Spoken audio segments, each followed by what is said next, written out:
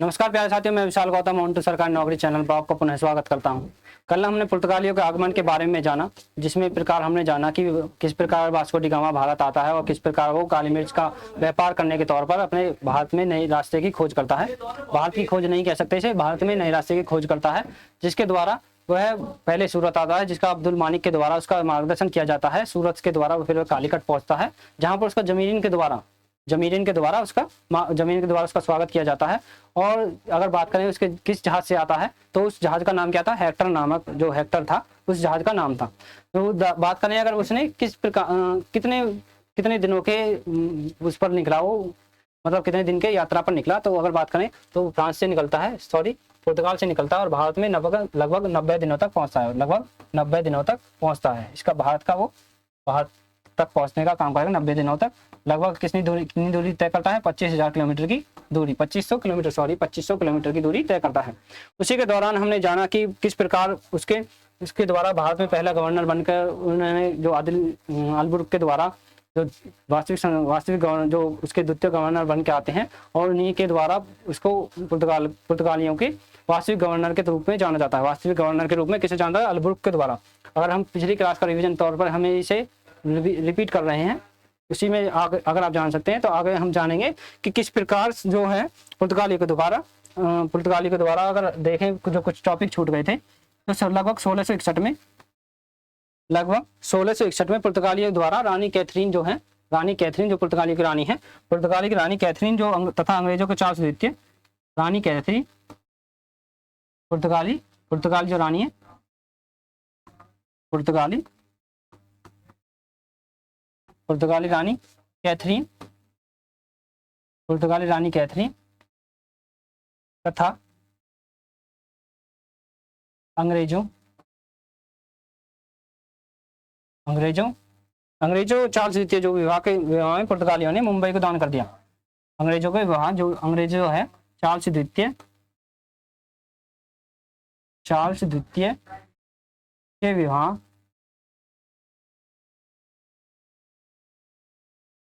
में दहेज के रूप में क्या कर दिया? मुंबई को दहेज के रूप में दिया। विवाह में मुंबई को दे दिया। अगर आपसे पूछा जाए कि जो मुंबई है वो किसके द्वारा किसे दी गई, तो बात करें हम रानी कैथरीन जो पुर्तगाली रानी है कैथरीन, उनका विवाह चार्ल्स द्वितीय, अंग्रेजों के चार्ल्स द्वितीय जो अंग्रेजों के राजा हैं, चार्ल्स द्वितीय के विवाह में मुंबई को दहेज के रूप में देने का काम कर दिया है। किसके द्वारा? पुर्तगालियों के द्वारा। किस वर्ष में? 1661 में। इसी के उपरांत हमने देखा कि कुछ जो इम्पोर्टेंट टॉपिक्स हैं जो पुर्तगाली को देन है, पुर्तगालियों की भारत में देन।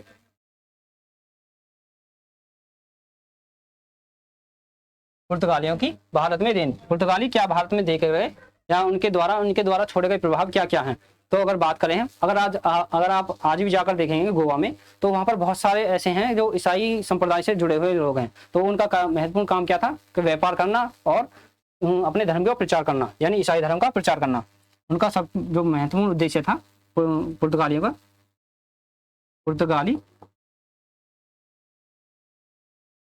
का उद्देश्य क्या था?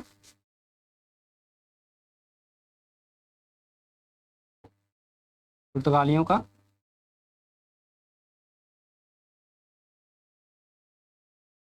उद्देश्य क्या था? पुर्तगालियों का उद्देश्य धर्म प्रचार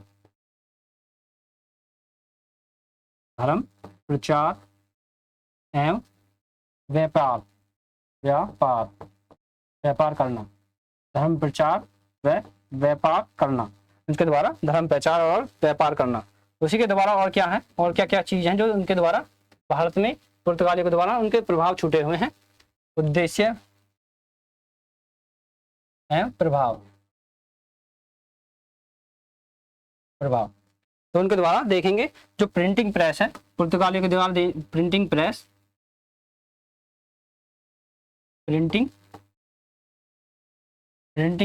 किसके द्वारा दी हुई है? पुर्तगालियों के द्वारा। पुर्तगालियों की देन क्या है? प्रिंटिंग प्रेस, जो आज के टाइम में देखते हैं अखबारों की जो छपिंग होती है, उस प्रकार जो प्रिंटिंग प्रेस है वो किसकी देन है? पुर्तगालियों की देन, पुर्तगालियों की देन है। पुर्तगालियों के सर्वप्रथम इसे गोवा के अंदर लगाया, गोवा के अंदर। कहाँ पर लगाया प्रिंटिंग प्रेस को? गोवा के अंदर, गोवा के अंदर। गोवा के अंदर लगाने का काम किसके द्वारा किया है? प्रिंटिंग प्रेस को, पुर्तगालियों के द्वारा। उसी के उपरांत हम देखेंगे कि ईसाई धर्म का प्रचार, ईसाई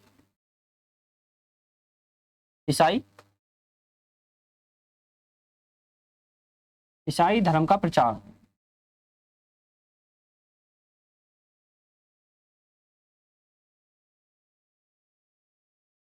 और जैसे कि तंबाकू की खेती,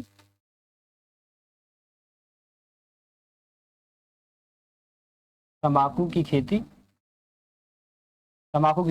जो पुर्तगालियों के द्वारा दी जाती है। अगर आज के टाइम में देखते हैं तो तंबाकू, गोलोजोवा केसरी शायद, तो तंबाकू खेती किसके द्वारा? पुर्तगालियों के द्वारा। पुर्तगालियों के द्वारा भारत में देन किसकी है? तंबाकू की, पुर्तगालियों के द्वारा। उसके द्वारा पहली खेती किसके द्वारा की गई? पुर्तगालियों के द्वारा पहली खेती की तंबाकू की। जिसमें हम देखेंगे जो जहाज की फैक्ट्रियों को लगाने का काम किसके द्वारा किया? जहाज जो पानी के जहाज हैं उनके द्वारा जहाजों की फैक्ट्री, जहाजों की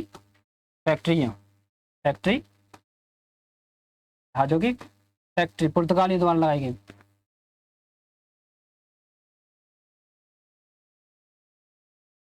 ये कुछ ऐसी टॉपिक थे जो कल छूट गए थे। जहाजों की फैक्ट्री किसी जगह पुर्तगालियों द्वारा,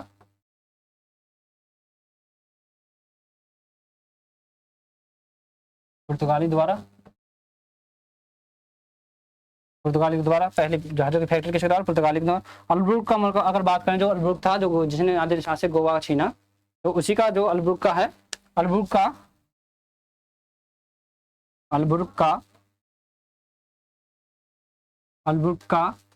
की समाधि, अल्ब्रुक का जो कब्रिस्तान मकबरा है, समाधि कह सकते हैं, अल्ब्रुक का मकबरा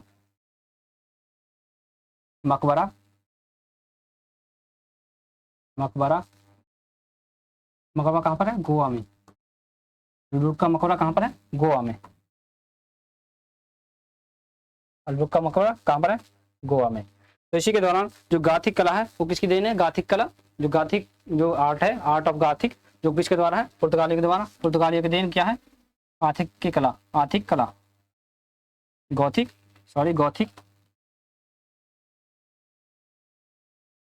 कला। अगर आपसे पूछा जाए, अगर कमीशन आपसे क्वेश्चन पूछता है कि गौथिक कला से आप क्या समझते हैं, तो गौथिक कला या फिर गौथिक कला किस यूरोपीय देश की देन है? तो पुर्तगाल की देन है। पुर्तगालियों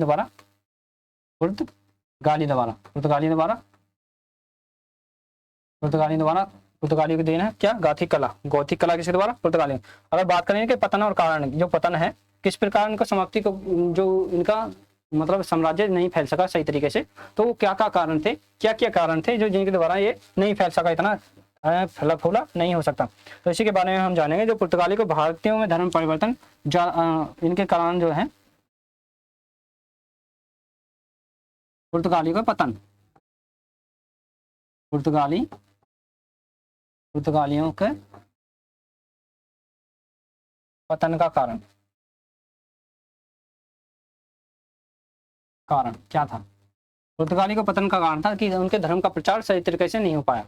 पुर्तगालियों के धर्म का प्रचार नहीं हो पाया, धर्म का परिवर्तन या अधिक रूप से नहीं कर पाए। दरअसल ये धर्म का परिवर्तन, ईसाई धर्म का, जो भारतीयों का धर्म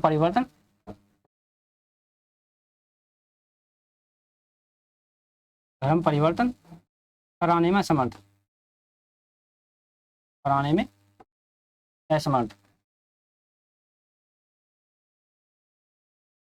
धर्म परिवर्तन कराने में असमर्थ, जो भारतीयों का धर्म परिवर्तन कराने में ये असमर्थ रहे, जिसके जो एक महत्वपूर्ण कारण बनता है इनके पतन का।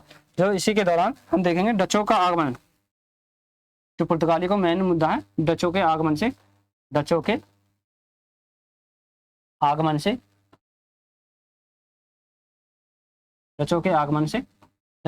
से भी इनके जो हैं, डचों के आगमन आने से इनमें किसी प्रकार के युद्ध होने लगे, जो इनके पतन का कारण बने, जिसमें इनकी कई प्रकार से हार हुई और आगे चलकर देखते हैं, जिसमें इसके जो पुर्तगालियों का संस्थापक है अलब्रुक को जो शांति का वास्तविक, जो इसका शक्ति अलब्रुक को वास्तविक संस्थापक बताया, इसका मकबरा कहाँ पर है? गोवा में।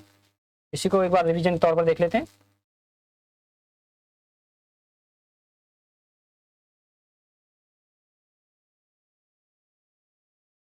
वास्को डी गामा कहाँ से आता है? पुर्तगाल से। कब आता है? 1498 या 17 मई या 20 मई। जो एनसीईआरटी डेटा है 17 मई बताते हैं, लेकिन जो कभी कभी 20 मई और 17 मई दोनों भी आ सकते हैं। तो इसी प्रकार हम 17 मई 1498 में उसके द्वारा पुर्तगाल से भारत के सूरत आता है। वहाँ पर उसका अलब्रुक के द्वारा वहाँ पर उसका स्वागत किया किसके द्वारा? जमीरिन के द्वारा स्वागत किया जाता है, जो वहाँ का शासक है। तो कितने दिन के सफर पर आता है? 90 दिनों के सफर पर। 90 दिनों की यात्रा का पूर्ण करके 2500 किलोमीटर की दूरी तय करके भारत पहुंचता है। उसी के बाद हम पढ़ते हैं 1661 में मुंबई दान की जाती है। मुंबई दहेज के रूप में दी जाती है चार्ल्स द्वितीय को। अंग्रेजों को है मुंबई दे दी जाती है। कौन सी वर्ष में? 1661 में किसे दी जाती है? मुंबई को अंग्रेजों को दे दी जाती है। चार्ल्स द्वितीय को विवाह में दी जाती है। पुर्तगाली का उद्देश्य क्या था? भारत में आने का पुर्तगाली का उद्देश्य क्या था?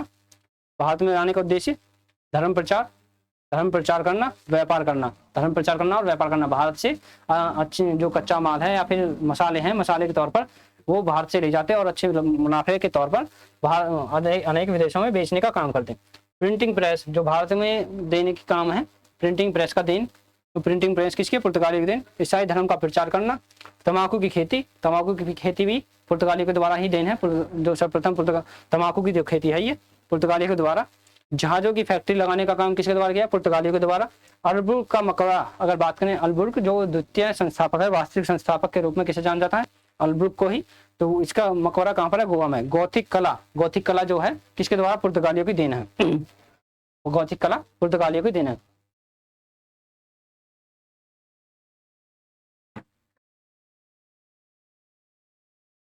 पुर्तगाली का जो पतन के कारण है वो क्या क्या रहे? धर्म परिवर्तन कराने में असमर्थ, भारतीयों का धर्म परिवर्तन कराने में असमर्थ रहे, और डचों के आगमन से इनके जो बहुत से काम बिगड़ने लगे, जिससे इनके युद्ध होने लगे, और इसी को महत्वपूर्ण कार्य है जो इनके पतन का कारण बनते हैं। आज आगे पढ़ते हैं डचों का भारत में आगमन। डचों का भारत में आगमन।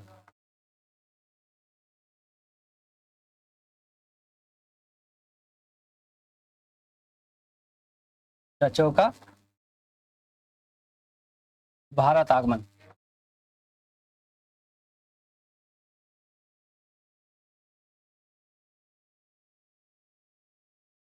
डचों का भारत में आगमन।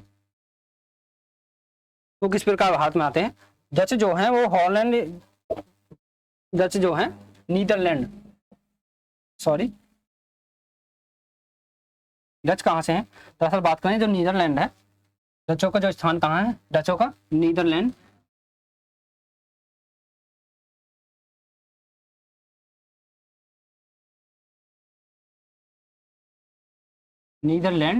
डचों का जो स्थान है नीदरलैंड, हॉलैंड या हॉलैंड,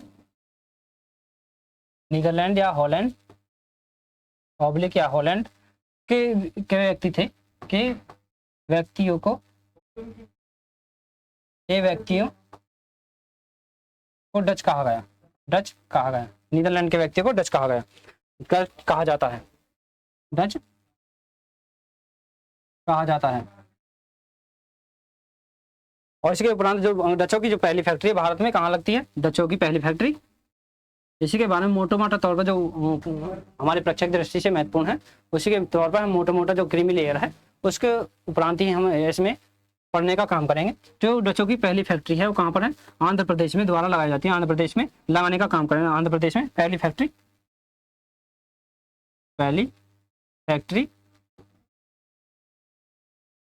कहाँ पर लगाते हैं?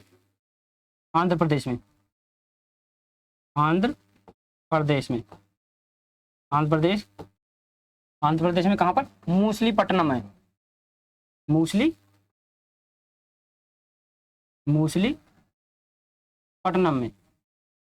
मूसलीपट्टनम में पहली व्यापारिक जो फैक्ट्री है डचों के द्वारा, पहली व्यापारिक फैक्ट्री कहाँ पर लगाने का काम करेंगे? मूसलीपट्टनम में। मछलीपट्टनम में। उसी के उपरांत देखेंगे जो डचों का जो उद्देश्य है भारत में आने का, डचों का भारत में आने का उद्देश्य क्या है? व्यापार करना, मसालों का व्यापार करना, मसाले व कपड़े। मसाले, डचों का भारत में आने का उद्देश्य, भारत में उद्देश्य, डचों का उद्देश्य,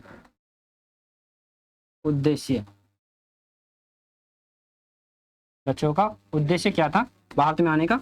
डचों का भारत में उद्देश्य आने का मसाला, वो यहाँ से मसाले ले जाने के कारण, मसाले ले जाने आए।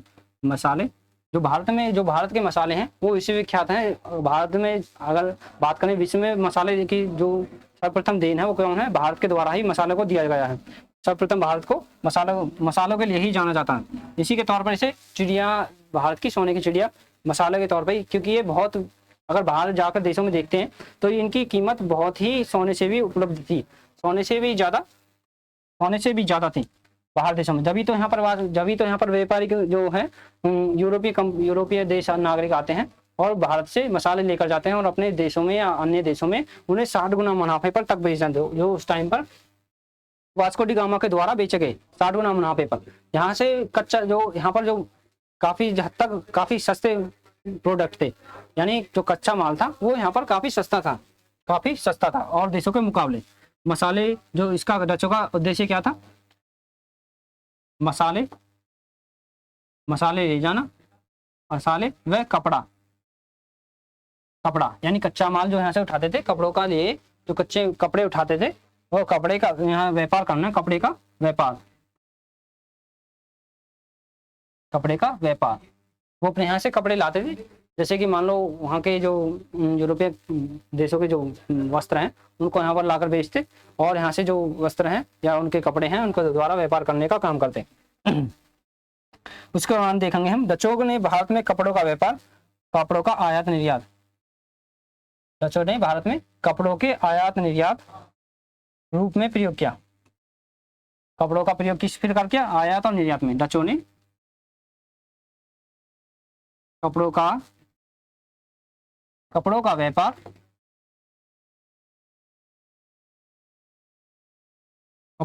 किस प्रकार किया? आयात और निर्यात के रूप में। आयात और निर्यात के रूप में किया। डचों ने कपड़ों का व्यापार किस प्रकार किया? आयात और निर्यात के रूप में किया।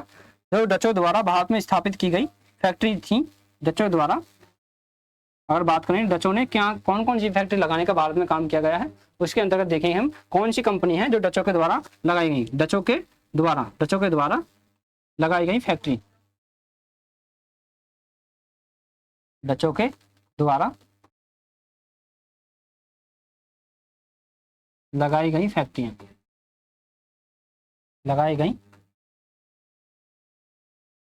फैक्ट्रियां वो कौन सी थी जिन्हें जानेंगे हम।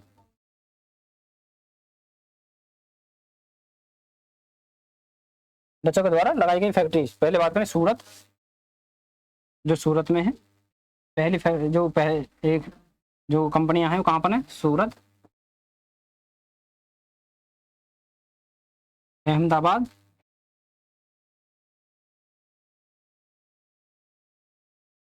अहमदाबाद, कालीकट,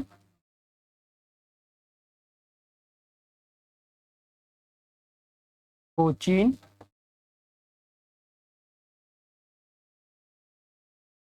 और पुलिकट,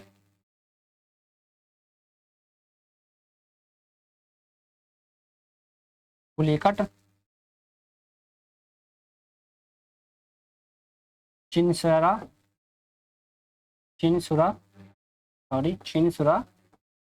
और बालासोर। डचों के द्वारा जो फैक्ट्री लगाने का काम किया गया वो इन राज्यों में सूरत में, अहमदाबाद में, कालीकट, कोचीन, पुलिकट,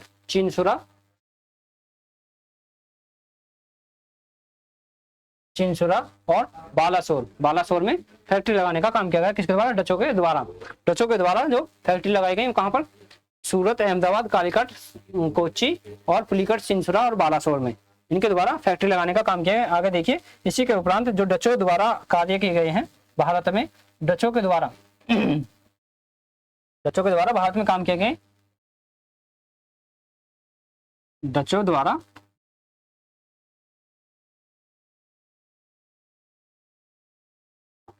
द्वारा भारत में किए गए कार्य।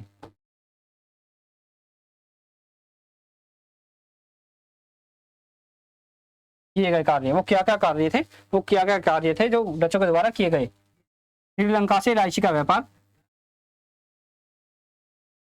श्रीलंका से क्या करते थे, इलायची का व्यापार। इलायची का व्यापार डचों के द्वारा क्या किया, इलायची का व्यापार। कहाँ से, श्रीलंका से। श्रीलंका से वो इलायची का व्यापार करते हैं। और जावा, सुमात्रा,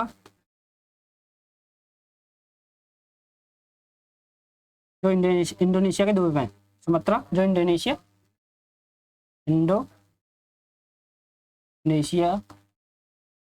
जावा सुमात्रा जो इंडोनेशिया के द्वीप हैं।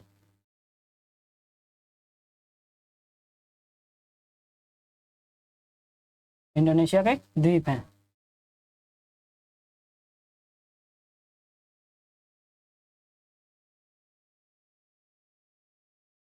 इंडोनेशिया के द्वीप हैं। जावा सुमात्रा कहाँ कौन है, इंडोनेशिया के द्वीप हैं जिनके डचों के द्वारा अधिकार जमाया गया। इन्होंने जावा द्वीप, सुमात्रा और इंडोनेशिया के जो द्वीप हैं, इन दोनों, इन पर अधिकार जमा लिया। अधिकार, इनके द्वारा जो किए गए कार्य हैं, अधिकार जमाया।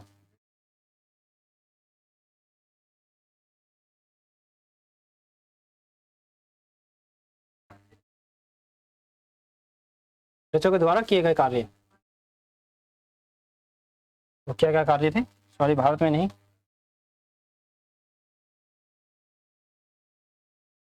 इसी के उपरांत जो भारत में उनके द्वारा घटनाएं होती हैं, डचों के द्वारा भारत में सर्वप्रथम जो घटना होती है 1759 में।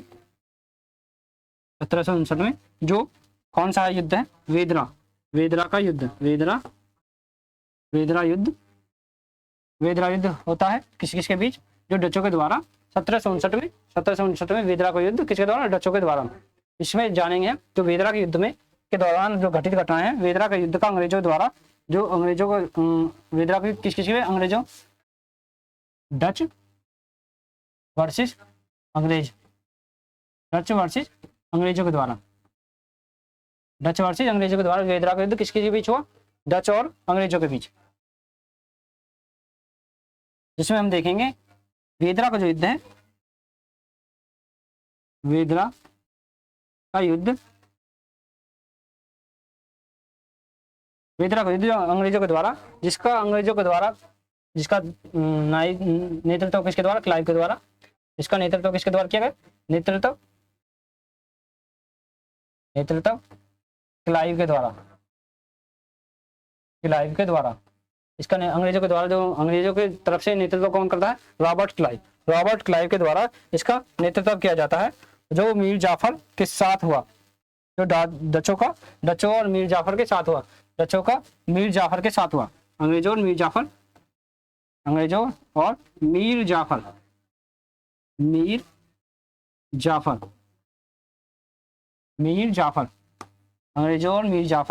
के साथ हुआ। जो वेदरा का युद्ध है वो किस किस से भी, अंग्रेजों के साथ, अंग्रेजों को और डचों के साथ, जो मीर जाफर के साथ हुआ, जो जिसमें डचों की हार हुई, जिसमें डचों की हार होती है। डच इसके बाद इंडोनेशिया चले जाते हैं, डच जो है इसके बाद इंडोनेशिया चले गए। जब बात करें जावा और सुमात्रा की, दरअसल अगर देखें, ये है भारत का नक्शा, यहाँ पर देखेंगे तो यहाँ अंडमान निकोबार, और यहाँ पर देखेंगे तो यहाँ पर है इंडोनेशिया। तो इंडोनेशिया के यहाँ पर सुमात्रा द्वीप जो है, यहाँ पर है जावा द्वीप, और ये है अंडमान निकोबार के द्वीप जो है, द्वीप समूह जो है। यहाँ पर है ये म्यांमार, यहाँ पर है बांग्लादेश, ये म्यांमार, इसके नीचे है इंडोनेशिया इसके नीचे है। तो यहाँ पर है सुमित्रा और जावा जो द्वीप है यहाँ पर चले जाते हैं। वो यहाँ से हार कर यहाँ पर चले जाते हैं। कहाँ पर? डचों के द्वारा इंडोनेशिया चले जाने का काम किसके द्वारा होता है? जो वेदरा का युद्ध है, वेदरा का युद्ध डचों को अंग्रेजों के साथ जो होता है, मीर जाफर के साथ जो जिसका क्लाइव के द्वारा सब किया जाता है। जो मीर जाफर है अंग्रेजों के साथ ही है, जो उसका शासक काल में, अंग्रेजों के शासन काल में उसे बना दिया जाता है शासक। उसी के दौरान डच कहाँ पर चले जाते हैं? इंडोनेशिया चले जाते हैं। उसी के द्वारा देखते हैं भारत में डचों के द्वारा चलाया गया सोने का सिक्का, जिसे डचों के द्वारा भारत में चलाया गया सोने का सिक्का, जिसे पगोड़ा भी कहते हैं। डचों द्वारा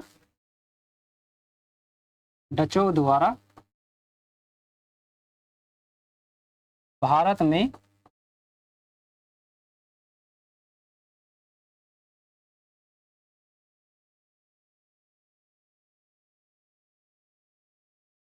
चलाया गया सोने का सिक्का,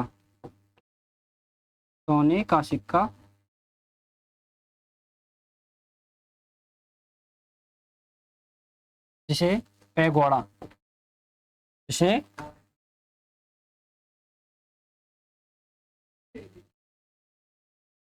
जिसे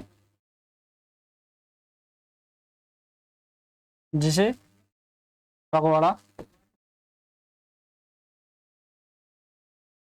कहा जाता है, जिसे पगोड़ा कहा जाता है,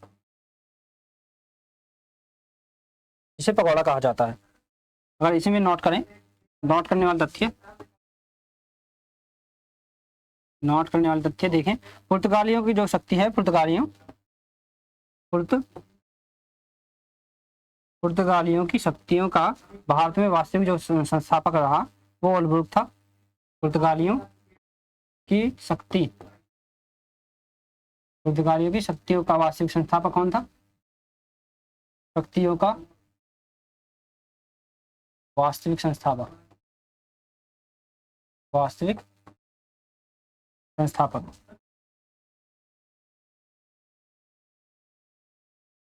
कौन था? अलबुर्ग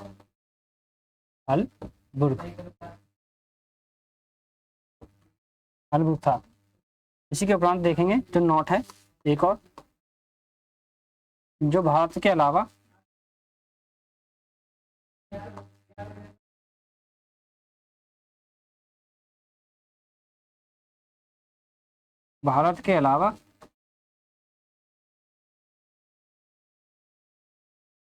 डच ईस्ट इंडिया कंपनी जो है, डच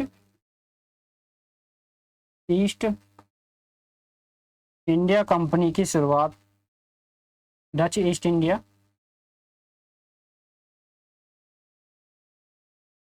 कंपनी की शुरुआत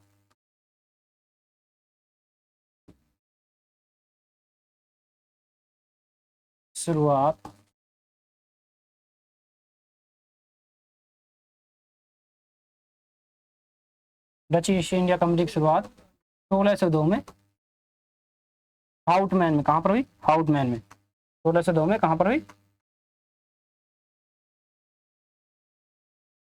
हाउटमैन की वजह से हुई, हाउटमैन की वजह से हुई। 1602 में कहां पर, किसकी वजह से हुई? हाउटमैन की वजह से। जो डच ईस्ट इंडिया कंपनी है पुर्तगाल में, भारत में के अलावा डच ईस्ट इंडिया कंपनी की जो हाउटमैन की वजह से 1602 में होती है, हाउटमैन की वजह से होती है। एक बार इसका रिवीजन देख लेते हैं।